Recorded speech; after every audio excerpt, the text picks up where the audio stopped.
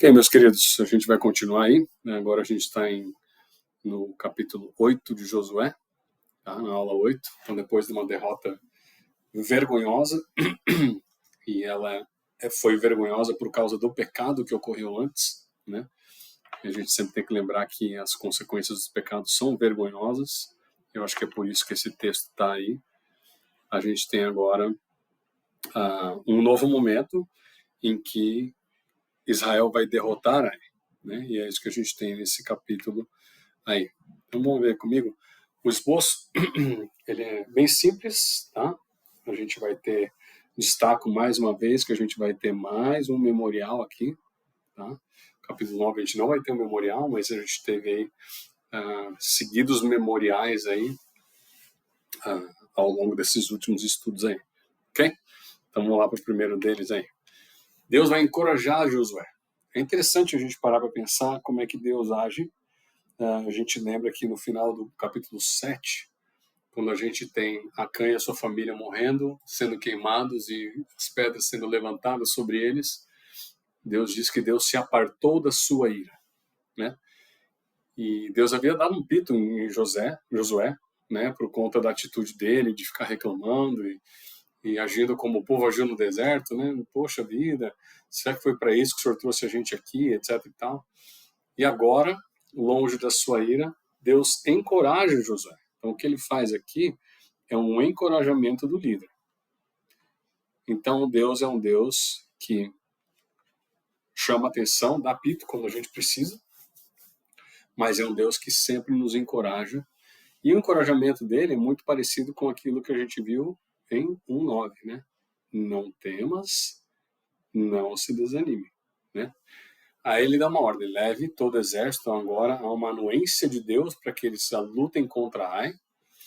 E mais uma vez, assim como aconteceu em Jericó, a gente tem, interessante isso aqui, né? Deus dizendo claramente: eu entreguei na sua mão o rei, o povo, a cidade e a terra. Você fará com eles, né, com Ai, com seu rei, o que fez com Jericó e seu rei. E olha aqui a permissão de Deus. Desta vez, vocês poderão se apossar dos despojos e dos animais. Tá? Então aqui está falando ouro, prata e bronze, os bens materiais, e também o gado, né? E aqui eu vejo especificamente Deus provendo para o povo, tá? Não apenas em termos de recursos financeiros, tá? Mas também na parte de alimento aí. E ele fala: prepare uma emboscada atrás da cidade, ok? Um slide um pouco mais amplo aí. Quais são os preparativos para a batalha? Nos versículos 3 a 13 a gente vai ter os preparativos. Josué e todo o exército se prepararam para atacar a cidade de Ai. Ele escolheu 30 mil dos seus melhores homens. Tem que lembrar que no primeiro episódio, né, os espias falaram o quê? Só 3 mil, tá bom, a gente é muito forte, eles são muito fracos, lembra? No primeiro episódio. Agora ele levou 30 mil dos seus melhores homens de guerra e os enviou de noite com a seguinte ordem: atenção, preparem uma emboscada atrás da cidade e não se afastem muito dela. Fiquem todos de alerta.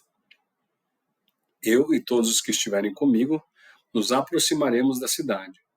Quando os homens nos atacarem, como fizeram antes, fugiremos deles. Então aqui é muito claro a estratégia. Eles vão ficar ali esperando. Quando o portão da cidade abrir, os caras começarem a sair correndo atrás deles. Eles vão fugir, fingir que eles estão fugindo, como fizeram da outra vez, né?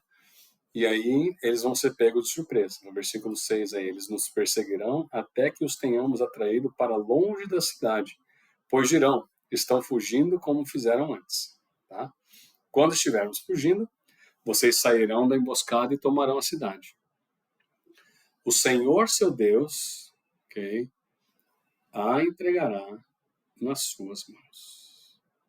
Então, Josué está reproduzindo aquilo que Deus havia falado com ele, né? Quem dá a vitória, quem entrega, quem produz o resultado é o próprio Senhor. Depois que tomarem a cidade, vocês a incendiarão.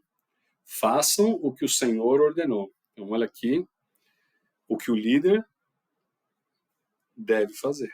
Ele deve cobrar de seus liderados obediência e fidelidade ao Senhor. Atentem bem para as minhas instruções, né? Ele está como que pegando no rosto de cada soldado e falando assim, presta atenção, você está prestando atenção no que eu estou falando? Então o Josué os enviou e eles foram ficar de emboscada entre Betel e Ai. A gente vai ver um mapa, deixa eu botar um mapa aqui, depois eu volto só para você ver, tá? Então a gente tem Betel aqui e Ai. Eles ficaram nessa entre uma cidadezinha e outra, tá? A distância não é muito grande nesse mapa aqui, né? Não dá para ver muito claramente, mas eles ficaram atrás de Ai, atrás. Enquanto Josué saiu de Gilgal e chegou pela frente de Ai, provocando aí os soldados, tá? Deixa eu voltar aqui o mapa. Eles foram emboscados entre Betel e Ai, a oeste de Ai, tá? Josué, porém, passou aquela noite com o povo. Na manhã seguinte, Josué passou em revista os homens. Ele e os líderes de Israel partiram à frente deles para atacar a cidade. Todos os homens de guerra que estavam com ele avançaram, aproximaram-se da cidade pela frente, como eu mostrei no mapa ali, e armaram o acampamento ao norte de Ai.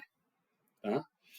Eles passaram, aproximaram pela frente, ou seja, eles meio que fizeram questão de ser vistos e montaram um acampamento. Onde o quê? O vale os separava da cidade. Josué pôs de emboscada cerca de 1.000 homens entre Betel e Ai. Tá? Então a gente tem aí Josué estaria com 25.000 homens, então, com Josué, e 5.000 na emboscada. Tá? Assim que ele dividiu os 30.000 que ele escolheu. Tá? Deixa eu ver se tem mais uma coisa necessária aqui. Acho que não. Ok? Então vamos caminhando aqui, deixa eu ver. Onde está? Josué pôs emboscada 5.000 homens, Betel e Ai. Os que estavam no acampamento ao norte, os que estavam na emboscada, tomaram posição. Naquela noite, Josué foi ao vale. Tá? Então, mais uma vez o desenho aí. Daqui a pouco a gente vai voltar para esse mesmo desenho aí. Um outro acontecimento nesse capítulo. Quando o rei de Ai viu isso, ele juntou todos os seus soldados e saíram para enfrentar Israel no campo de batalha, o que diz aí o versículo 14, no local onde se avista a Arabá. Ele não sabia da emboscada armada contra eles atrás da cidade. Josué e todo Israel deixaram-se perseguir por eles e fugiram para o deserto. Presta atenção, a molezinha aqui que Deus deu, ó, mel na chupeta. Todos os homens de Ai foram chamados para persegui-los. Eles perseguiram Josué e foram atraídos para longe da cidade. Nenhum só homem. Perceba que Deus não precisa fazer coisas extraordinárias. Não precisa fazer. Mas o fato é que ele escolhe fazer o que ele quiser. E Josué, o livro de Josué é um baita exemplo disso, que ele escolhe táticas e coisas, maneiras diferentes para que o seu propósito seja cumprido. Ficou em Ai e Betel. Então as duas cidades se esvaziaram para atacar os israelitas. Muito provavelmente o que aconteceu é que Betel, ela era uma cidade muito próxima de Ai. Talvez eles tivessem algum tipo de acordo, tá? Talvez Ai, o Constable até cita, ele faz uma citação de um homem que cita que talvez Ai fosse um posto avançado, uma primeira linha de defesa da cidade de Betel. Então os soldados de Betel também foram atrás dos soldados de Israel, tá? Todos foram atrás de Israel, diz o texto aí. Deixaram a cidade aberta e saíram em perseguição de Israel. Disse o Senhor então a Josué: estende a lança que você tem na mão em direção a Ai, pois nas suas mãos entregarei a cidade. Tá? Então aqui ele mais uma vez está cumprindo, eu vou entregar, sou eu que faço isso. Josué estendeu a lança na direção de Ai, e assim o fez. Os homens da emboscada saíram correndo de sua posição, entraram na cidade, tomaram-na e depressa a incendiaram. Tá? Uma das afirmações aí que a arma utilizada por Josué era chamada de cimitarra, era uma espécie de espada comprida e longa, de forma que o reflexo do sol fosse suficiente para as pessoas de longe perceberem que ele estava fazendo um sinal de ataque na cidade. Ok? Até aí tudo tranquilo, né? Vamos para frente. Um texto bem mais tranquilo do que os outros que a gente já trabalhou. Quando os homens de Ai olharam para trás e viram a fumaça da cidade subindo ao céu, não tinham para onde escapar, pois os israelitas que fugiam para o deserto se voltavam contra os seus perseguidores. Vendo Josué e todo Israel que os homens da emboscada tinham tomado a cidade e desta subia a fumaça, deram meia volta e atacaram os homens de Ai. Então, depois que o serviço deles foi cumprido, eles se juntaram aos outros 25.000 para terminar o serviço. Os outros israelitas também saíram da cidade para lutar contra eles, de modo que foram cercados, tendo os israelitas dos dois lados. Então os israelitas os mataram, sem deixar sobreviventes nem fugitivos, mas prenderam vivo o rei de Ai e o levaram a Josué. Ok? Interessante a gente pensar que aqui o que aconteceu foi uma obediência completa.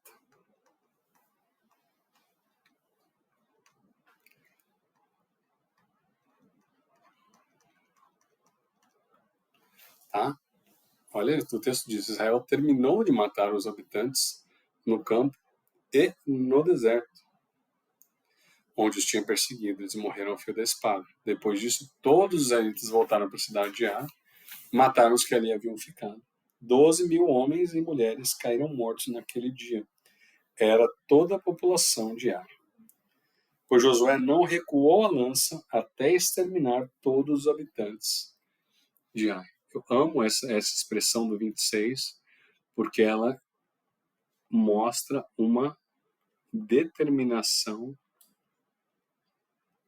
em quê? Em obedecer.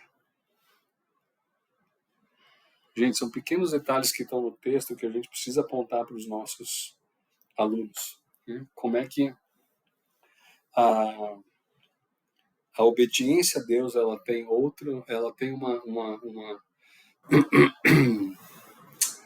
como é que eu vou falar, um papel fundamental, cara, nos resultados daquilo que a gente faz, do que a gente recebe, né? E aí o texto diz 27, Israel se apossou dos animais e dos despojos daquela cidade conforme a ordem que o Senhor tinha dado ao Josué, né? Se Acã tivesse esperado um pouquinho, cara, ele estaria vivo ainda. Assim Josué incendiou Ai e fez dela um perpétuo monte de ruínas. Opa! Aqui a gente tem o quê? Mais um que a gente está falando. Memorial. É um livro cheio de memoriais. Né? Um lugar abandonado até hoje. Hoje, obviamente, a data de composição do livro, o momento em que o livro foi escrito. Enforcou o rei numa árvore e ali deixou até tarde. Ao pôr do sol, José ordenou que tirassem o corpo da árvore e o atirassem à entrada da cidade. E sobre eles ergueram um monte de pedras. Acabei falando que o memorial estava antes, mas o memorial está aqui, tá, gente? Acabei confundindo aqui. Que perdura até a data de composição do livro. E aí a gente tem um outro momento específico, que é a renovação da aliança. É interessante a gente ver que o capítulo vai terminar com o povo se consagrando novamente ao Senhor, né? Precisamos lembrar o que aconteceu. No capítulo 6 nós temos Jericó.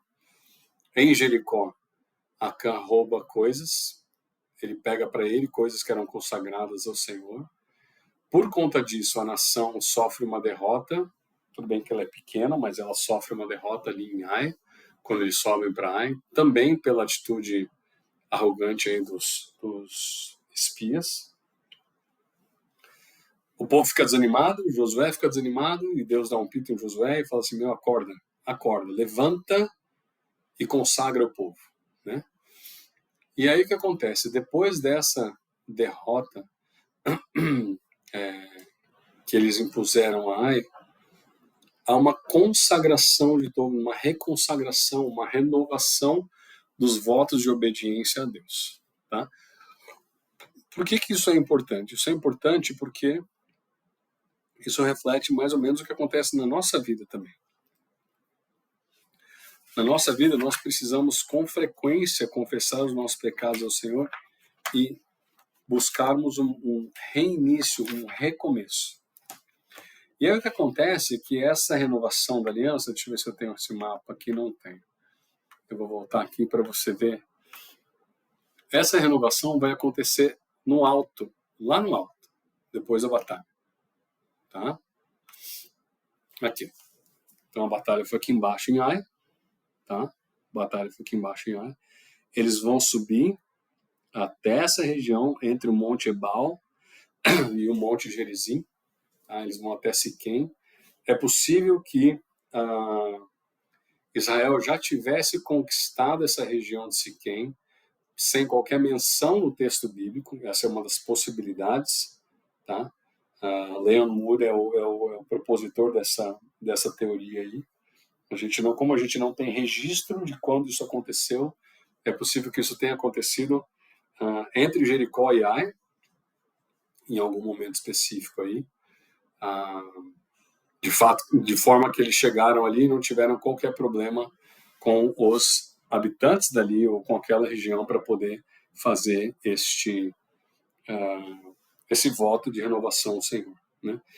Mas voltando ali para frente, depois que você viu, o que acontece? Aqui, lá em Gênesis 12, é nessa região, Gênesis 12, 7, que Deus prometeu a Abraão que lhe daria a terra. E nessa mesma região, a gente tem Jacó enterrando seus ídolos em Gênesis 35, 2. Tá? Então, essa região aqui no Monte Ebal e no Monte Gerizim, cadê o Monte Gerizim? Deixa eu ver aqui. E no Monte Gerizim, é uma região que tem uma importância histórica muito grande para a nação de Israel. Tanto no lembrete de que Deus prometeu dar a Abraão essa terra, então seria um lembrete para o povo, ao mesmo tempo que tem a história, o relato de Jacó, mostrando que Jacó enterrou os ídolos de forma a focar-se apenas no Senhor verdadeiro. Então, ao mesmo tempo que a gente tem um lembrete da posse, a gente tem uma cobrança de um compromisso exclusivo com o Senhor. Tá? Então, isso aqui é bastante interessante a gente enfatizar com os nossos alunos aí. Tá? Disso tudo, eu quero enfatizar especialmente o versículo 30, quando ele fala assim: então Josué construiu no monte um altar ao Senhor, mais um memorial aqui. Tá? Começou a fazer esse trabalho? Só um pouquinho. Cara, estou fazendo. Tá bom. Quer que eu venha mais tarde? Não, cara, eu vou. Deixa eu ver se deu certo travar aqui. Você tá gravando uma aula aí? É que eu tô. Acho que tá no. Deixa eu ver se tá no pause, peraí. Se você quiser, vem mais tarde, não tem problema. Pode ser, cara. Se me der 10 minutinhos, eu acabo. Tá bom. Obrigado, cara. Conseguiu pausar? Acho que não consegui pausar, não. Gente, desculpa essa interrupção. Vamos continuar aí rapidinho para eu acabar, tá? Mais um memorial ali ao Senhor, versículo 30, conforme Moisés, servo do Senhor, tinha ordenado aos israelitas, né? Mas, além do memorial, você tem essa questão aqui, ao Deus de Israel. Lembra que eu estou falando para vocês, desde ali de Josué 1, Deus está se revelando ao povo de Israel. Então, quando a gente tem essa aliança, o povo se revela, Deus se revela mais uma vez ao povo de Israel como seu Deus e dando as ordens que ele dá. Tá? E ele construiu esse altar, de acordo com o que está escrito no livro da Lei de Moisés, altar de pedras não lavadas, nas quais não se usou ferramenta de ferro. Sobre ele ofereceram ao Senhor holocaustos e sacrifícios de comunhão. Ali na presença dos israelitas, Josué copiou nas pedras da lei o que Moisés havia escrito. Não se sabe, obviamente, quanto que ele copiou, se ele copiou o livro inteiro de Deuteronômio. Existem pessoas que pensam dessa maneira, né? Mas o fato é que isso aqui que ele fez, quando José copia aqui, ele torna visível para os de fora o que aconteceu. Quem passasse ali seria capaz de ler. Tá? Interessante isso, é como se fosse uma espécie de outdoor, mais baixo, né? Não tão alto. Com todo Israel, estrangeiros e naturais da terra, com seus líderes e seus oficiais e juízes, estavam de pé dos dois lados da Arca da Aliança, diante dos sacerdotes levitas que a carregavam. Metade do povo estava de pé de frente para o Monte Gerizim e metade de frente para o Monte Ebal. Tudo conforme Moisés, servo do Senhor, tinha ordenado anteriormente para que o povo de Israel fosse abençoado. Em seguida, Josué leu todas as palavras da lei, a bênção e a maldição, aí o final de Deuteronômio, isso, né? Segundo o que está escrito no livro da lei. Não houve uma só palavra de tudo que Moisés tinha ordenado, que Moisés não desse para toda a Assembleia Geral, inclusive crianças, estrangeiros e os estrangeiros que viviam entre eles. Tá?